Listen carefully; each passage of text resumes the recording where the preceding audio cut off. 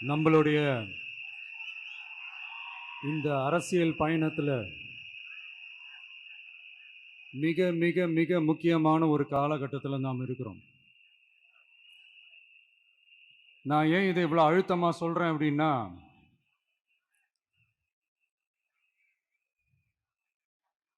ஏதோ அழுத்தம் இருக்குமோன்னு நினைக்கிறீங்களோ?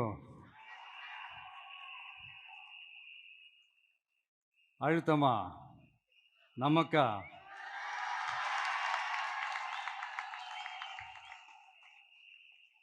இந்த அழுத்தத்துக்கெல்லாம் அடங்கி போற ஆளா இந்த ஆளு?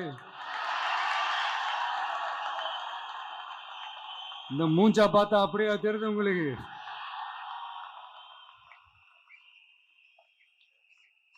அதனால அப்படியெல்லாம் நடக்காது. அதுவும் முக்கியமா நம்ம கிட்ட அதெல்லாம் நடக்கவே நடக்காது. ஆனா அழுத்தம் இருக்குதான்னு கேட்டீங்கன்னா இருக்குது. அது நான் இல்லைன்னு சொல்ல வரல. நமக்கு இல்ல, மக்களுக்கு. தமிழ்நாட்டை இதுக்கு முன்னாடி ஆண்டவங்களும் சரி பாஜகவுக்கு அடிமையா தான் இருந்திருக்கிறாங்க. ஸோ அவங்கள நம்பியும் ஒரு பிரயோஜனமும் இல்லை. இப்ப ஆண்டுகிட்டு இருக்கிற இந்த திமுக அரசாச்சும் நமக்கு ஏதாவது செய்வாங்கன்னு பார்த்தா இவங்களும் அவங்கள மாதிரியே தான். இன்னும் சொல்ல போனா ஒரு படி மேல, இன்னும் மோசம்.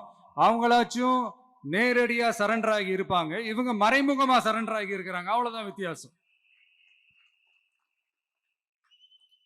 அதனால நீங்க பாத்தீங்கன்னா அவங்களோட அந்த வேஷம் கலைஞ்சிடக்கூடாதுன்றதுக்காக இந்த கலர் கலரா கவர்ச்சிகரமான இந்த அறிவிப்புகள்லாம் வெளியிடுறாங்க. நோட்டீஸ் பண்ணியிருப்பீங்கன்னு நினைக்கிறேன்.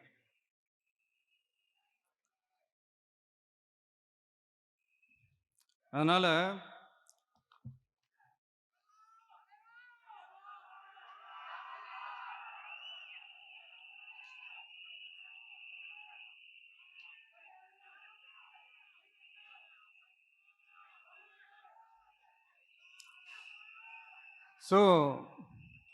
இவங்க எல்லாரும் இப்படியே இருக்கிறாங்களே, நமக்காக உண்மையா உழைக்கிறதுக்கு யாராச்சும் வந்துட மாட்டாங்களா அப்படின்னு மக்கள் ஒரு விதமான அதை வெளியில சொல்ல முடியாத ஒரு அழுத்தத்தில் இருக்கிற நேரம் இது. மாத்தி மாத்தி ஓட்டு போட்டு ஏமாந்த அவங்க இப்ப நம்மள நம்புறாங்க. நம்மளுடைய இந்த தமிழக வெற்றி கழகத்தை இந்த விஜய் கூட நிப்பான்னு நம்புறாங்க.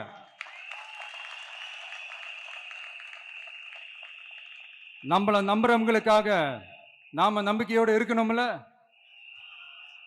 அப்படின்னா இது முக்கியமான, மிக மிக மிக முக்கியமான ஒரு காலகட்டம் தானே. அதனாலதான் அவ்வளவு அழுத்தமா நான் சொன்னேன்.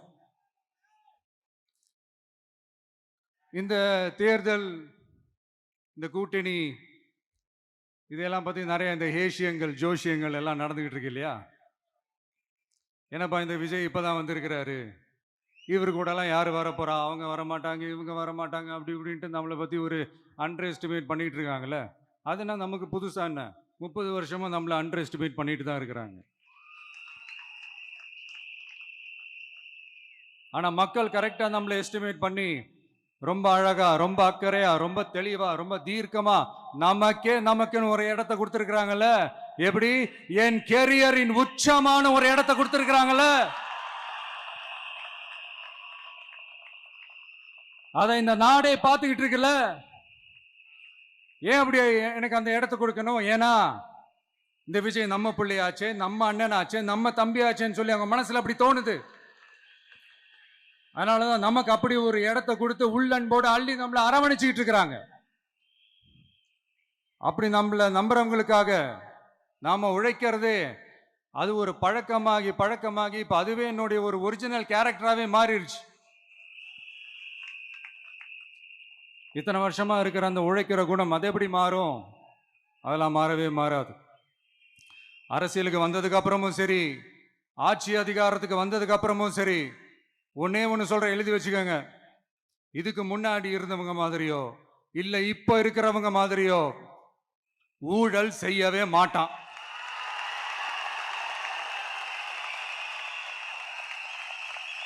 ஒரு பைசா தொட மாட்டான். எனக்கு அது அவசியமே இல்லை. புரியுதுங்களா உங்களுக்கு? எனக்கு அதை தொட வேண்டிய அவசியமே இல்லை.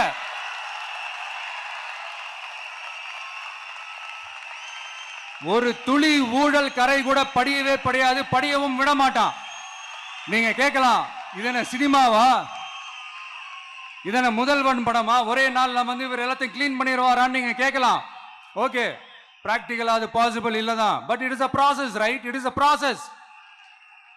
இப்படி எதுக்குமே ஆசைப்படாத ஒருத்தன் அரசியலுக்கு வர்றான் அப்படின்னா, அவன் கண்ணு முன்னாடி ஏதாவது ஒரு தப்பு நடக்குது அப்படின்னா, அவன் கண்ணு முன்னாடி ஏதாவது இந்த மாதிரி ஒரு ஊழல் நடக்குது அப்படின்னா, அதை பார்த்துக்கிட்டு அவன் சும்மா இருப்பான்னு நினைக்கிறீங்க?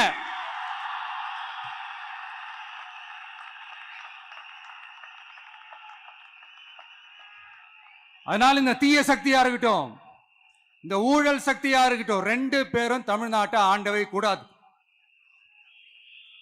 அப்படிப்பட்ட இந்த கட்சிகளை உண்மையா தில்லா எதிர்க்கிற அந்த கட்ஸும் கெத்தும் நம்ம கிட்ட மட்டும்தான் இருக்கு.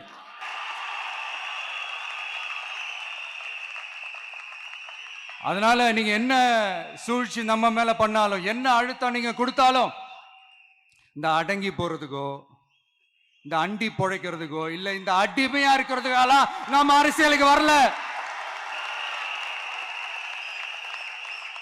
என் மண்ணுக்கும் மக்களுக்கும் யார் என்ன தீங்கு செஞ்சாலும் அதை எதிர்த்து அவங்க கிட்ட இருந்து நம்ம மக்களை பாதுகாக்கிறதுக்காக தான் நம்ம அரசியலுக்கே வந்திருக்கிறோம்.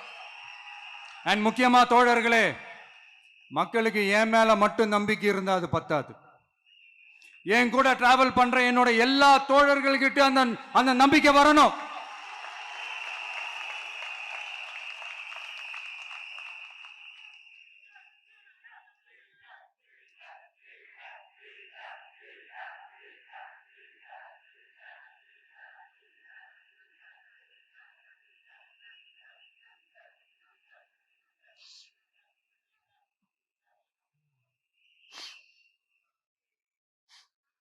அந்த நம்பிக்கை இல்லைன்னு நான் சொல்ல வரல, இருக்குது. ஆனா அதை தொடர்ந்து இருக்கிற மாதிரி நீங்க எல்லாம் நடந்துக்கணும். தப்பு பண்ண யாரா இருந்தாலும் தப்பிக்கவே முடியாதுன்ற அந்த ஒரு பயம் இருக்கணும். எல்லாரும் உங்களை தான் கேட்கிறேன், எல்லாரும் உண்மையா உழைப்பீங்கல்ல?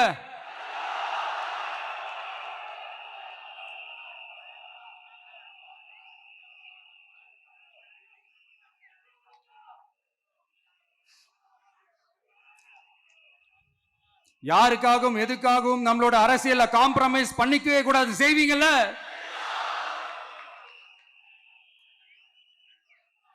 அண்ட் தயவு செஞ்சு எல்லாரும் கொஞ்சம் ஒற்றுமையா இருந்து கொஞ்சம் ஒற்றுமையா இருந்து சேர்ந்து உழைச்சி ஜெயிப்பீங்கல்ல? சரி, நமக்காக நம்ம மக்கள் கண்டிப்பா ஓட்டு போட்டு ஜெயிக்க வைப்பாங்க, அதில் எந்த மாற்று கருத்துமே கிடையாது. அப்படி ஜெயிக்கிறதுக்காக நாம் என்ன செய்ய போறோம்?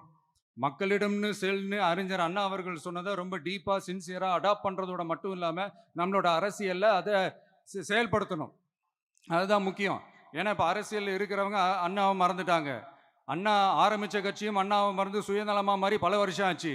அண்ணா பேர்ல இருக்கிற கட்சியும் அவரை மறந்து பல வருஷம் ஆச்சு. ஆனா நாம அவரை மறந்துடக்கூடாது. மக்கள் கிட்ட போகணும், மக்களோட மக்களாவே இருக்கணும், மக்களுக்காகவே இருக்கணும். அதுக்காக நாம என்ன செய்ய போறோம், என்னெல்லாம் செய்ய போறோம், அதுக்காக தான் இந்த மீட்டிங். ஆரம்பிக்கலாமா? இந்த ரெண்டு கட்சிகள், ஆண்டு கட்சியா இருக்கட்டும், இப்ப ஆள்ற கட்சியா இருக்கட்டும், அவங்கள பொறுத்த வரைக்கும் பூத்துனா என்ன தெரியும்ல? அவங்கள பொறுத்த வரைக்கும் பூத்துனா கள்ள ஓட்டு போடுற இடம். ஆனா நமக்கு, நம்ம டிவிகேவுக்கு அது ஒரு ஜனநாயக கூடம். அங்க ஜனநாயகம் திருடுறாம நம்ம பாத்துக்கணும். ஒவ்வொரு ஓட்டையும் நம்ம பாதுகாக்கணும். எப்படி பாதுகாக்கிறது? ஒவ்வொரு வீட்டில் இருக்கிற ஒவ்வொரு ஓட்டும் நமக்கு தானே ஃபர்ஸ்ட் கன்ஃபார்ம் பண்ணுங்க. எனக்கு தெரிஞ்சு தமிழ்நாட்டில் ஒரு 2.25 கோடி ரேஷன் கார்டுகள் இருக்கும்னு நினைக்கிறேன். அவங்க எல்லாரும் வேற வேற எந்தெந்த கட்சியில இருந்தாலும் கட்சி வேறுபாடு எல்லாத்தையும் தாண்டி இந்த விஜய் அவங்க வீட்டில் ஒருத்தனா வாழ்ந்துட்டு இருக்கிறான். அவங்க குடும்பத்தில் ஒருத்தனா பார்த்துக்கிட்டு இருக்கிறாங்க. அதனால இந்த கட்சி கிச்சி எல்லாத்தையும் தாண்டி இந்த விஜய் கூட நிக்கணும்னு முடிவு பண்ணிட்டாங்க. அதனால அப்படி முடிவு பண்ண அவங்கள பாதுகாப்பா பூத்துக்கு கூட்டிட்டு வாங்க. நம்மளோட இந்த விசில் சின்னத்துக்கு ஓட்டு போட வைங்க.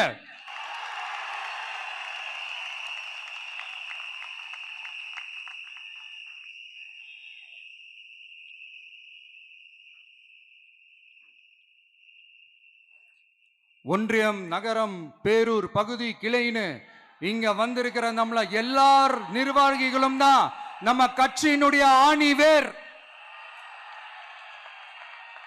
நீங்க எல்லாரும் சுதந்திரமா செயல்படணும், சுதந்திரமா செயல்பட விடணும்.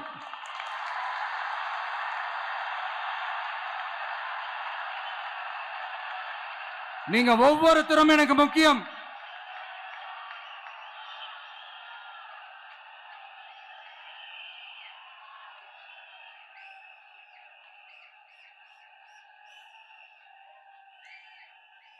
நீங்க தான் நம்மளுடைய இந்த பிஎல்ஏஸ் பூத் லெவல் ஏஜென்ட்ஸோட களத்தில் நின்று வேலை பார்க்க போற ஃப்ரண்ட் லைன் வாரியர்ஸ். இப்ப நடக்க போறது வெறும் எலெக்ஷன் கிடையாது, இது ஒரு ஜனநாயக போர். இந்த டெமோக்ராட்டிக் பேட்டில லீட் பண்ண போற கமாண்டர்ஸ் நீங்க தான்.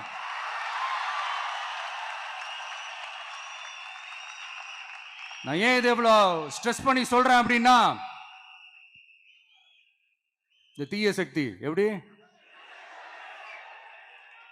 இந்த தீய சக்தியோட தில்லு முள்ளு எல்லாம் உங்களுக்கே நல்லா தெரியும். முழிச்சிட்டு இருக்கும் போது முழியை தோண்டி எடுத்துட்டு போற கூட்டம். அதனால கொஞ்சம் ஜாக்கிரதையா இருக்கணும். நம்ம எலெக்ஷனுக்கு இன்னும் 3 மாசம் தான் இருக்குது, அவ்வளவு கூட இல்லைன்னு நினைக்கிறேன். இந்த 3 மாசத்துல நீங்க செய்ய போற அந்த களப்பணியில தான் நம்மளுடைய வெற்றியே இருக்குது. உங்களுக்கு இந்த விஜய் பிடிக்கும்ன்றது உண்மைனா, சத்தியம்னா, உங்களோட உழைப்புல அதை காட்டுங்க. அப்புறம் நாங்க அறிவிக்க போற வேட்பாளர்களுக்கு நீங்க உங்களுடைய முழு ஒத்துழைப்பை நீங்க கொடுக்கணும். கொடுப்பீங்க தானே?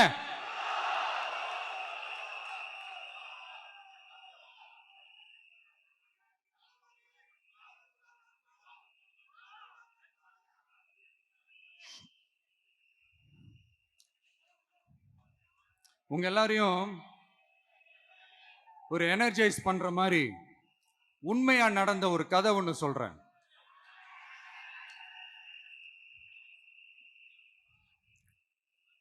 சொந்த நாட்டையே ஒரு கூட்டம் அபகரிக்குது. சொந்த நாட்டிலேயே இருக்க முடியாத அளவுக்கு ஒரு நெருக்கடி ஏற்படுது.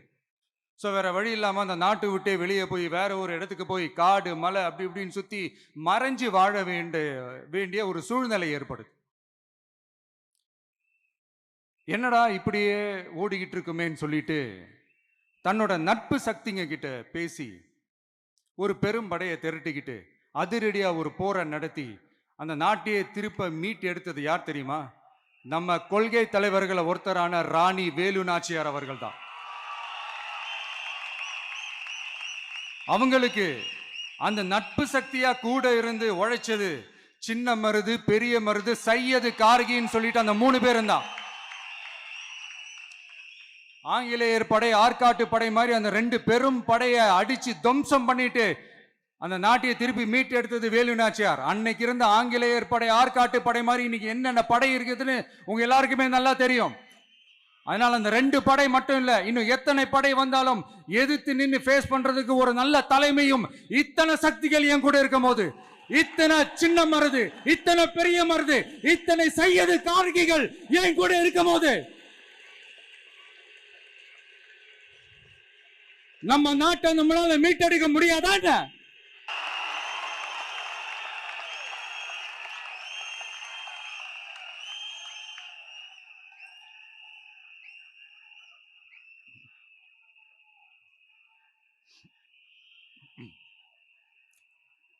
அதுவும் இந்த படை, நம்மளுடைய இந்த டிவிகே படை,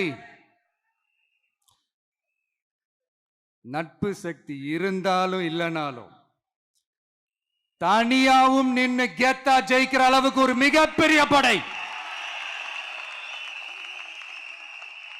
அதுலயும் ரொம்ப முக்கியமா இன்னைக்கு இந்த கூட்டத்துக்கு வரலனாலும் நான் அந்த போர்ல நடந்த அந்த கதை மாதிரி கட்ஸான குயில்கள் நிறைந்த பெண்கள் படையும் நம்மளோட இருக்கிறாங்க.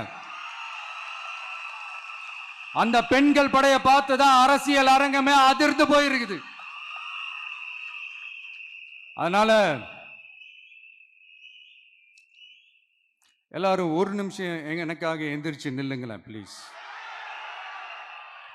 நான் சொல்றதை கொஞ்சம் ரிப்பீட் பண்ணுங்க. இந்த 2026 சட்டமன்ற தேர்தல்ல நாம எல்லாரும் உண்மையாக உழைப்போம், சத்தியமாக உழைப்போம், உறுதியாக உழைப்போம், ஒற்றுமையாக உழைப்போம். தேங்க்யூ. Please sit down.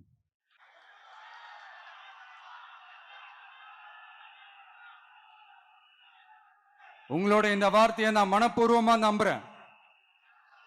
நான் ஏற்கனவே சொன்ன மாதிரி இந்த வரப்போற தேர்தல் இதுவரைக்கும் தமிழ்நாடு பார்த்திராத ஒரு வித்தியாசமான தேர்தல். நம்மளுடைய படை வரிசையும் அப்படிதான், ஒரு பவர் பேக்ட் ஃபோர்ஸ். இவ்வளவு நாள் இதை நாம மட்டும்தான் சொல்லிக்கிட்டு இருந்தோம். இப்ப கொஞ்சம் கொஞ்சமா அதை வெளியில சொல்ல ஆரம்பிக்கிறாங்க. என்னடா இந்த விஜய் கூட இருக்கிற ஃபோர்ஸை பார்த்தா சாதாரண ஃபோர்ஸ் மாதிரி தெரியல, மிலிட்ரியோட பெரிய ஃபோர்ஸா இருக்குது, வரப்போற எலெக்ஷனை கணிக்கவே முடியல, அப்படி இப்படின்னு சில குரல்கள்லாம் கேட்க ஆரம்பிக்குது. கணிக்கவே முடியலன்னு அவங்க வேணா சொல்லலாம், ஆனா மக்கள் ஆல்ரெடி கணிச்சு முடிச்சுட்டாங்க. அவங்க மனசை நல்லா புரிஞ்சு வச்சிருக்கிற நமக்கு அது நல்லாவே தெரியும். அதனால இந்த எலெக்ஷன் ரிசல்ட்டுக்கு அப்புறம் இந்த தீய சக்தி கிட்ட இருந்தோம், இந்த ஊழல்வாத அடிமை சக்தி கிட்ட இருந்தோம் தமிழ்நாட்டை மீட்டுட்டோம்னு உறுதியா அறிவிப்போம். அதுல என்ன மாற்று கருத்து கிடையாது. அதனால என் நெஞ்சில் குடியிருக்கும் தோழர்களே, தோழிகளே, உங்களோட நான் இருக்கேன், நம்மளோட நம்ம மக்கள் இருக்கிறாங்க. இதுக்கு மேல என்ன வேணும்? கான்பிடண்டா இருங்க, நல்லதே நடக்கும், வெற்றி நிச்சயம். மீண்டும் சந்திக்கும் வரை நன்றி, வணக்கம். தமிழக வெற்றி கழகத்தின் வெற்றி தலைவர், தர்மத்தாயின் தவ புதல்வன் தலைவரின் பொற்கரங்களால் ப்ளீஸ் சார், ப்ளீஸ் சார்.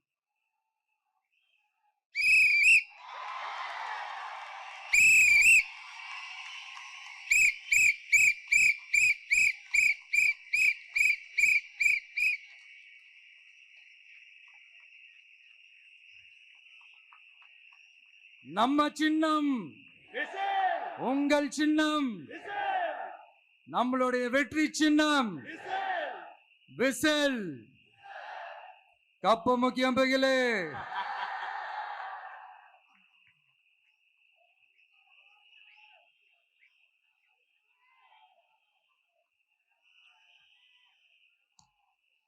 நம்முடைய வெற்றி சின்னத்தை வரலாறு படைக்க போகிற தமிழக வெற்றி கழகத்தின் சின்னத்தை வெற்றி தலைவர் அவர்கள் இப்போது உங்கள் முன்னால் இதோ அறிமுகம் செய்கிறார்.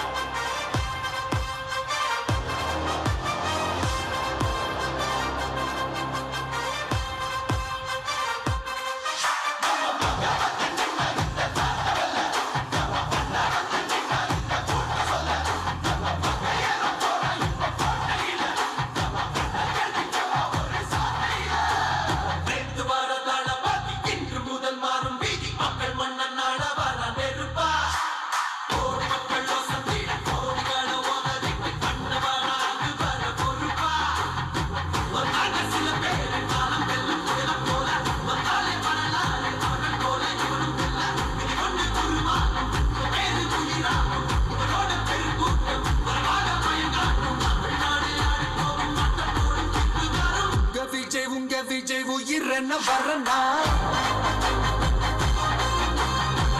விஜய் உங்க விஜய் எளியவன் குரல் தான்.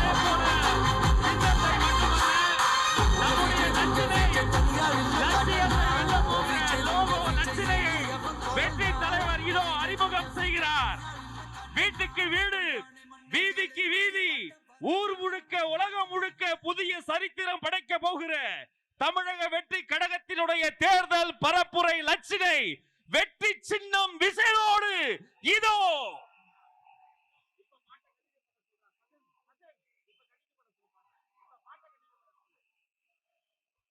வெற்றி தலைவரின் வெற்றி சின்னம் விசில்.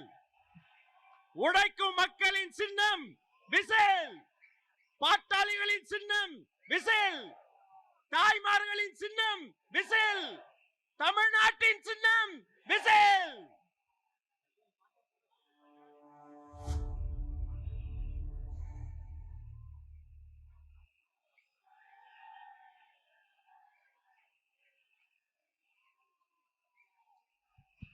இந்த லோகோ லட்சணியை ஆதாரமாக கொண்டு வீட்டுக்கு வீடு நம்முடைய கேம்பெயின் பரப்புரை துவங்குகிறது என்பதை நெஞ்சார்ந்த மகிழ்ச்சியோடு உங்களோடு பகிர்ந்து கொள்கிறோம். இனி வீட்டுக்கு வீடு விசில்.